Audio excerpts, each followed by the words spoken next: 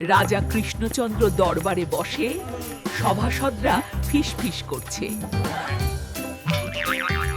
নদিয়ার রাজ দরবারে আজ এক মজার দিন।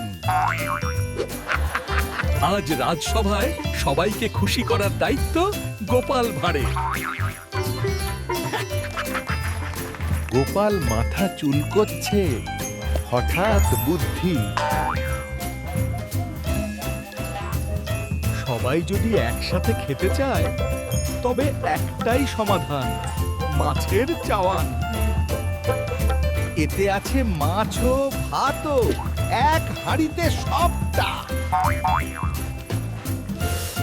বড় হাঁড়িতে মাছ, চাল, সবজি সব একসাথে।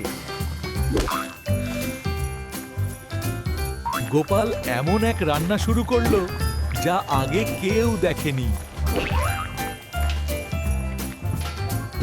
ও সভাসদরা খাচ্ছে।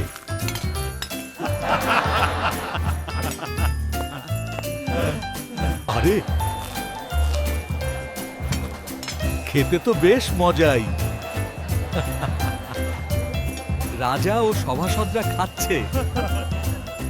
একসাথে খাওয়া, একসাথে আনন্দ।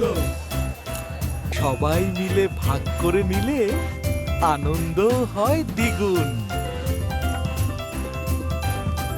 এই ছিল গোপাল ভাঁড়ের বুদ্ধি।